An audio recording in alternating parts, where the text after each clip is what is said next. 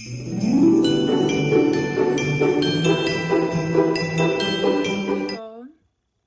your girl K. So today is gonna be a little bit different. We're not gonna do a little vloggy vlog, but what I'm gonna do today is this is gonna be 20 things that I've learned in my late 20s, because I'm gonna be 30 in 2 more years, but I'm about to be 29. My birthday's in February. So just hold that down and remember that. So if you see me looking down, it's because I wrote it down in my book, so I won't forget anything. And if there's anything that you would like to add for other, for others out there, make sure y'all put it in the comment section. So we going to get right on into it. But before I start, I would like for y'all to know, especially for those that do come across my channel and you see this video, I am a small content creator as of right now. And I do mommy content. I do cooking, cleaning, things like that, lifestyle videos. I just, show my real, raw, authentic life. And if you are interested, make sure you subscribe to your girl. Make sure you subscribe, okay? Like, comment, and subscribe, share, all that good stuff, and interact with me or whatever. Basically, like I said, just raw insight on my life and things like that. But yeah, we're gonna get right on into it, okay? So 20 things that I have learned in my late 20s. I feel like some people can relate, some people won't relate, whatever. So starting off with number 1. It's perfectly okay not to be where you want to be in life. I feel like people have this misconception that once you turn a certain age, or like if you're 25, 22, I feel like we all had like some people wanted to be married, some people wanted to have their own business, some people wanted to have their own apartment, house, whatever the case is, and they're not exactly where they want to be at. And I really do feel like it has a lot to do with social media. It has a lot to do with looking at other people and how they live their life and things like that. Everybody has a different journey, so don't feel bad because you're not where you want to be at. And it took me some time to learn that myself, right? So we're gonna go on to number 2. Okay, social media is not real. Social media is not real. It took me a long time to realize that. Social media is not real. What you see and what you perceive and how people live their life, it doesn't mean that's what they're going through. People sit there and you could put on a smile all day. And they could have a shitty day. They have to put that smile on their face because a lot of people that... I stopped looking up to certain people on social media. But, at some point in time, I did look up to certain people. But you have to realize that that's their job, to take a pretty picture, to have their makeup on, to have they self look like everything is okay, everything is all right. That's their job. You understand? And like I said before, trying to perceive someone's life or watching someone else's life, it doesn't necessarily mean that that's what they're living, that's what they're going through at that current point in time. So like I said, social media is not real. You get me? Everybody's not putting everything on the line, or everybody's not putting everything out there on social media. Remember that. So we're going up to number 3. Sometimes you outgrow people. You know what I'm saying? And that's not a bad thing. Just because you outgrow somebody or somebody outgrows you, that doesn't mean that you have ill will towards that person. That doesn't mean that you and that person are not cool anymore. That doesn't mean that you and that person are not friends, or whatever the case is. Sometimes you are in different places in life and you can't be with that person, or that person can't be with you because, like, let's say, prime example, like your friend could be doing better than you and you're not where you want to be at, or you are where you want to be at. And it's just that you and that person, you guys' life no longer align. So it's like, you outgrew that person. But I bet you when a birthday comes or the holiday comes around, you guys shoot each other a text message like, hey, happy birthday, happy Thanksgiving, Merry Christmas. You get what I'm saying? So it's like, it's not a big deal. Sometimes it's okay to outgrow people because having certain people around can keep you stagnant, can keep you stuck, or keep you in the same space. And other times, some people are jealous of you. You could get jealous of a person. Sometimes you don't even realize that you're jealous of a person, and then it seems like every time they're doing something good, you're just like, ugh, because you're not where you want to be at in life, or you where you want to be at in life. Not other person is like, damn, I wish I was there. Or even, you don't even have to be living a perfect life. You get what I'm saying? Some people just naturally are jealous, or naturally are, haters. You get what I mean? Sometimes people don't even realize that they're hating. You get me? You can have nothing, and that person can have everything that you want, Anyway, so we're going up to number 4. Don't force any relationships. And I'm talking about platonic, romantic, family. Don't force any relationship. Understand that if somebody is trying to leave your life or not try to be a part of your life, it's for a reason. Or if you have some type of fallout or whatever the case is. It's for a reason. One of my favorite sayings to say is their rejection is God's protection. You don't know what, or whoever you deem to be a higher power, you don't know why that person is acting like that. You don't know why, you know, you and that person is like separating or not talking to each other. Don't force no relationships. You get what I'm saying? You don't have to force no relationships, especially when you are who you are. You get me? The people that's supposed to be in your life is going to gravitate towards you naturally. So you don't have to force no relationships. You don't have to push nobody to be cool with you or be your friend or any of that other stuff. You get what I mean? The people that belong in your life is going to be in your life. And if they don't belong there, honestly, naturally, they're not going to be there anymore. Okay? So we are up to number 5. Do what you love no matter what anyone says. Okay? I feel like it took me a really long time to realize, like, I mean, I'm young, I'm not old, but being 28, I feel like you have, it's like, especially when you come from a family that's successful and they do very well for themselves, it's kind of hard to sit there and be like, I want to do this, and it's not the norm for them. Like, me doing social media is not the norm for my family. Like, I have family that work in corporate businesses. I have family that have their own business. You get what I'm saying? Even though YouTube is your own business as well, but this is something that's very different. Putting myself out there and showing everything, you get what I'm saying? It's not the norm. So, and plus, it's like you going out on a whim. I always say to myself, like, trying to be a YouTuber or doing anything on social media is like trying to be a rapper, trying to be a singer, trying to, you know, it's really trying to do anything. But if it's not the norm, you get what I'm saying? But you love what you do, you should continue to do it, because only you know what is right for you. Nobody else's opinion should ever matter that much, because this is your life to live and you only have one life to live. Would you want to live your life happy, blissful, or would you rather be miserable and, you know, feeling like, damn, I could have did this, and this is what I really wanted to do, instead of me doing this, and I'm miserable. I hate doing this. I hate waking up and going to work. I hate, you know, like, even if you have your own small business, but it was probably passed down to you, like, damn, I don't really want to do this. Do what you love. Do what your heart truly desires. Okay? We have number 6, which is drink more water. Like, yes, I drink water, but I realized that in my late 20s, like, at some point in time, I wasn't drinking water every day. I wasn't consuming as much water as I should have been consuming. And I realized that water is really like the fountain of youth, you know? For my ladies out there, drinking water, it flushes out your hoo-ha. You get me? It keeps it fresh. It keeps it clean. It keeps your skin glowing. It keeps you looking younger. It helps you, you know, like, pass gas. It helps you move your bowels and take a poop when you need to take a poop. You get what I'm saying? So drinking water is very important. It took me a long time to realize that how important water was. Like, I knew water is important, of course, but I wasn't intaking the water that I needed to intake. But I do now. Okay, not too much. Don't judge me. We have number 7. You don't have to show up to every event. It took me a minute to realize that I'm not a bad person if I don't want to go somewhere. I'm not a bad person if I don't want to go out tonight. I'm not a bad person if I don't want to drink and you don't have to show up all the time. What you need to show up for and who you need to show up for is yourself. It took me a minute to realize that. And I no longer feel bad when I say I don't want to do something. Even if I'm canceling just to lay in my bed. I'm canceling just to do what I want to do. It took me too long to realize that. Okay? Way too long. We have number 8. Okay? You're not a bad person. Well, I'm not a bad person if I don't feel like talking. Okay? Everybody's problem is not my problem. And sometimes it gets so intense that I start to try to figure out ways to solve someone else's problem. How the hell does that go? You get me? Everybody got their own shit. Everybody got their own problems. Everybody got their own issues. Everybody got their own life. Especially as adults, we are all doing our own thing. We can't sit there and show up for everybody.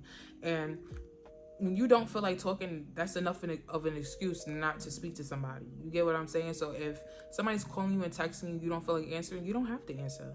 You know what I'm saying? It took me too long to realize that I don't have to answer that damn phone. I don't have to answer that phone. I don't have to answer that text message. I don't have to. You get me? Because I know you about to call me about some BS and I hope I don't sound like a mean person, but that's not my problem. You feel me? Like, yes, I can listen to you, but once it becomes redundant or once it feels like it's weighing on my shoulders, is becoming heavy for me, I'm not answering no more. because I'm sorry to say, but it's the truth. That's your problem. That's your issues. That's what you have going on. I don't have that problem. You get me? I can only give you my advice, but if you keep coming to me about the same stuff over and over and over and over and over again, I have the willpower to say, no, decline, mute, vamoose. I'm not doing it. Okay? Another thing I learned in my late 20s, number 9, which is keep faith.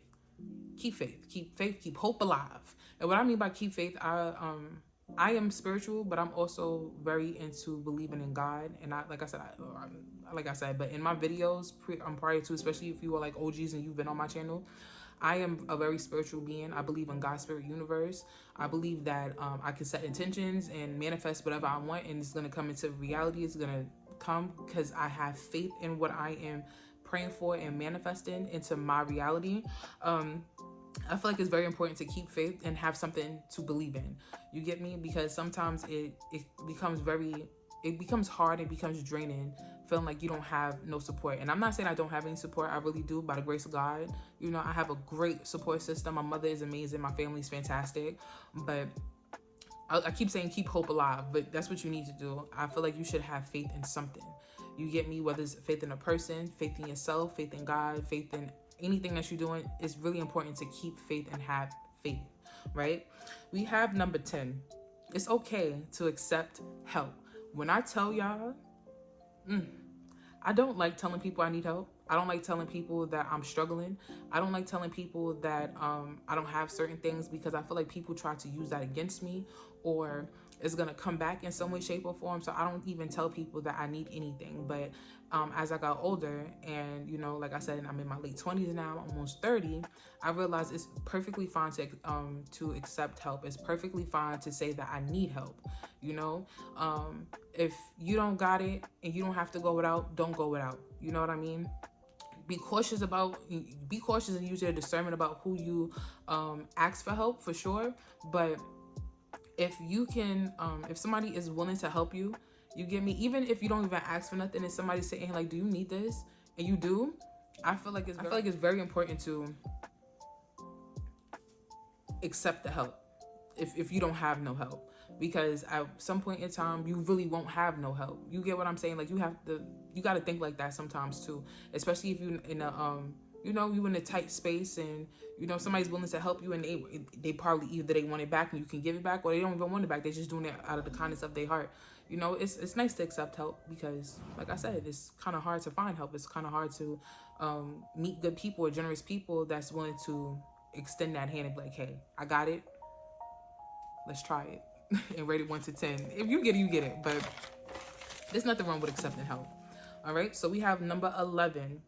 Don't lower your standards in anything in life. Romantic partners, friendships, jobs. Don't lower your standards. You know your value. You know your worth. Okay. It took me a while to understand that I don't have to lower my standards. Now, unrealistic things, that's a little different. You get what I'm saying? That's a little different.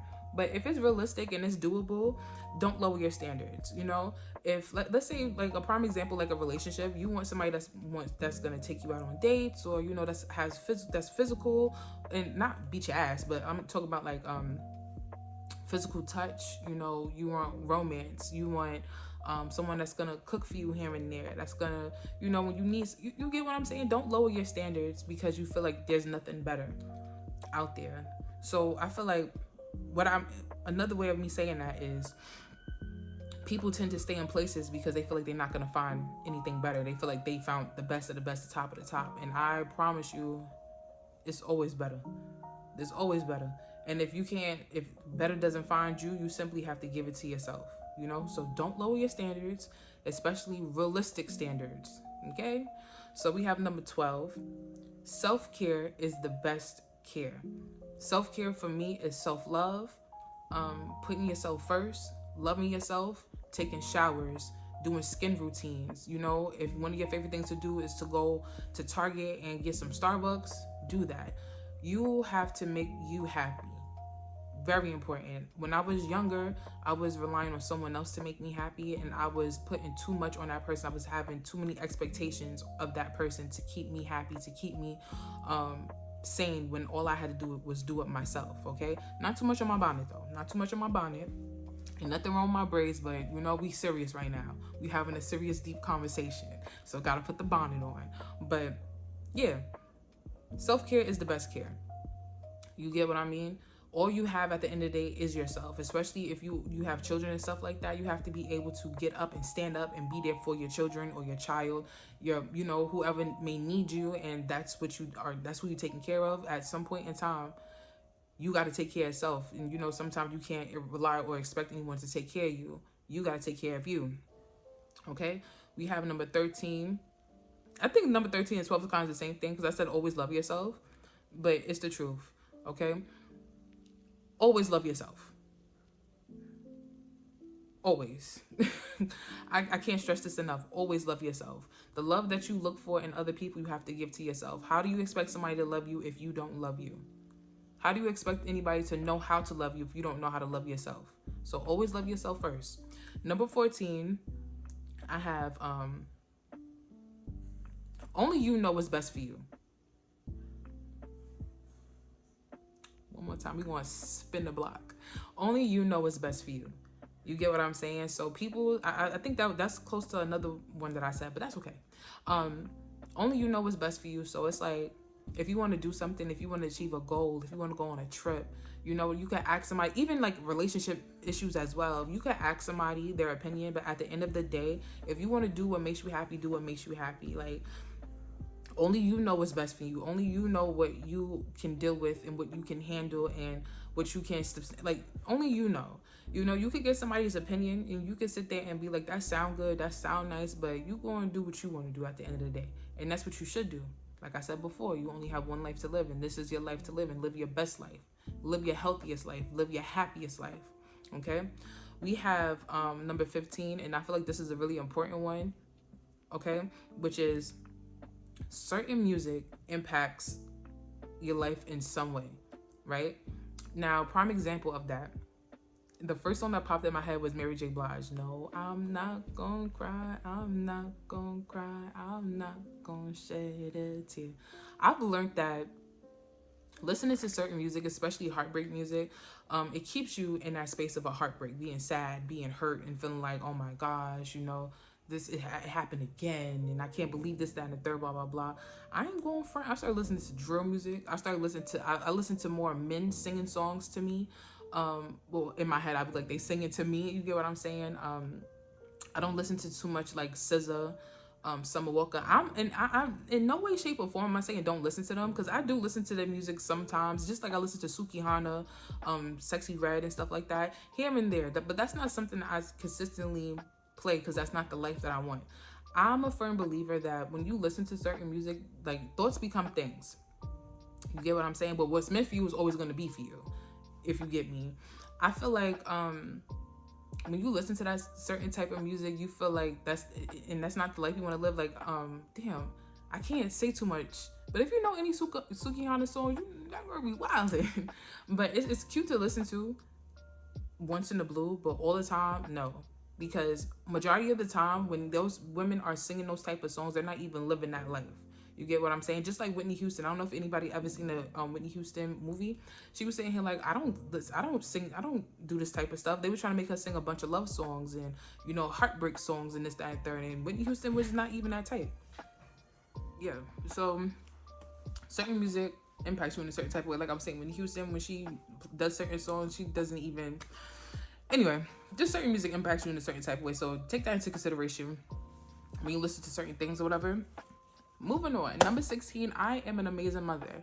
I beat myself up a lot because I be feeling like I'm not doing as much as I should be, and I'm not where I want to be in life. But at the end of the day, my son is so happy. My son is vibrant. My son is thriving in school. You know, he has a great personality. My boy he's a boy. You get what I'm saying? He's like, a kid is going to always be a kid. And sometimes I get frustrated with certain things because of where I'm at in life, and that's not his fault. You get what I'm saying? So I feel like that's something that I learned later on. Even though I've only been a mother since like I've turned 23 or whatever, but that's like my early 20s, and now I'm about to be 30. 2 more years, 30. But I know I'm an amazing mother. Like, I hear it all the time. People tell me all the time, like, you're such a great mom, this, that, and third. And I was like, I don't know what the hell y'all see. But, you know, as I paid attention, as I looked at things, and I'm like, I am a good mom, you know? I do the best that I can with what I have. And when I have more resources, it's going to even be more than that. So, by the grace of God, I'm where I am as of right now. This is learning lessons. These are stepping stones for me to even be a better mother. Okay? We have number 17. It's never too late to make new friends. Have y'all ever heard anybody sit there and be like, oh, like they not making no new friends, is at the blah, blah. Me? I'm making new friends. I have a beautiful personality. I'm an amazing person, and I'm making me some new friends. I like meeting new people. I like talking to people. I like interacting with individuals. I am introverted, but I can be very much extroverted, and I could be out having a good time, laughs, drinks, all that good stuff. I don't want to not have friends. I don't know. That's not the type of female that I am. I like meeting, like I said, I like meeting new people. I like interacting with people, especially people that are not from the same type of background as me. Because then you get to teach me something, I get to teach you something, and we get to thrive like that. You get me? I'm not one of those type of girls. I love meeting new people. I like making new friends. And yeah, we have number 18. Okay, spend money, but spend money wisely. And what I mean by that is, you know, sometimes we like to hold on to our money. And we like to be like, I can't get this because I'm not going to have it for this. I can't get that for this, that, third. But if you paid all your bills, everything is paid off like how it's supposed to. This is what I mean by spending your money wisely. Why you can't get that bag? Why you can't get your nails done? Why you can't get your toes done? You get what I'm saying? And I'm not saying like don't have a savings. Of course have a savings, but sometimes it's okay to do something nice for yourself, you know? Spend money, but spend money wisely. Do something nice for yourself every once in a while, here and there. Nothing too crazy, nothing too shabby. Sometimes people forget that they have to like I said, self-care, loving yourself first. Buy yourself something, you know?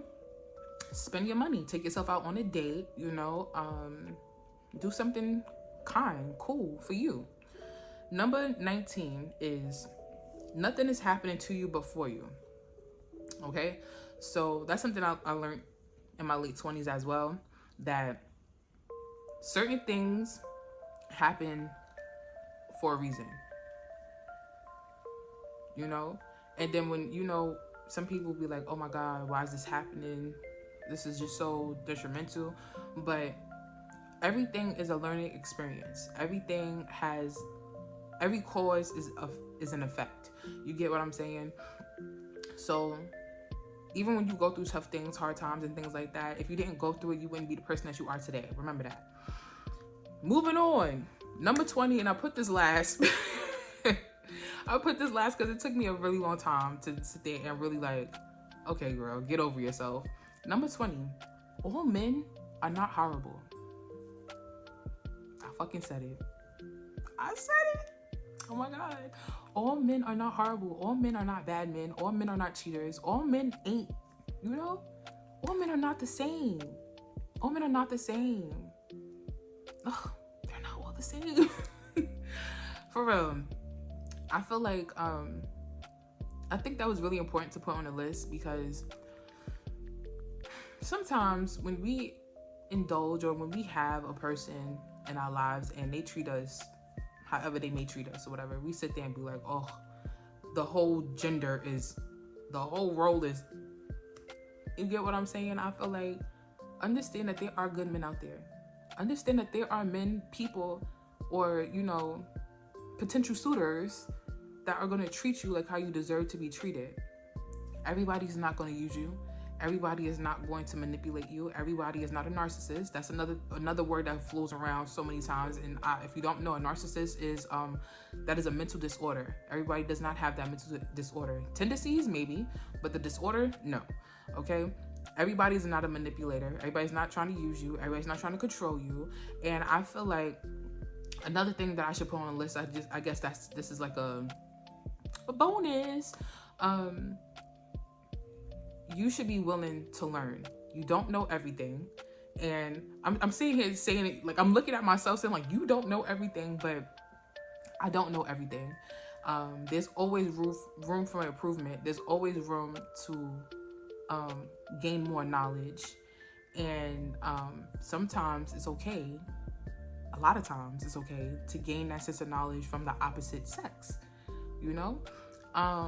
Especially, like I said, if someone that's not controlling, manipulating you and things like that, but someone that's probably like, it doesn't have to be anything about like, you could be, let's say like you are someone that's very knowledgeable and the other person's like more street smart, or, you know, just like more common knowledge than what you may have because you wasn't raised that type of way. You get what I'm saying? I just feel like the things I'm learning in my 20s, my late 20s, I feel like there's so much more for me to learn, but that's what I've learned so far in my late 20s. And I'm very excited to learn more. I'm excited for my 30s. I'm excited to live more life.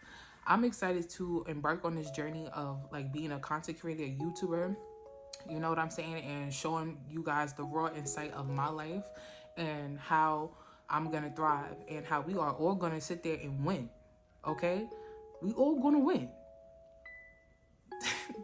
But yeah, my beautiful babies, thank you guys so much for sitting here and watching it with me, especially if you watched through the whole thing from 1 to 20 plus the bonus. I'm very grateful for y'all. And like I said, if you watched the whole thing, if you haven't subscribed as of yet, please be sure to like, comment, and subscribe, and get in tune with your girl and my son and enjoy this life with me. You get me? Thank you again. Peace out, y'all.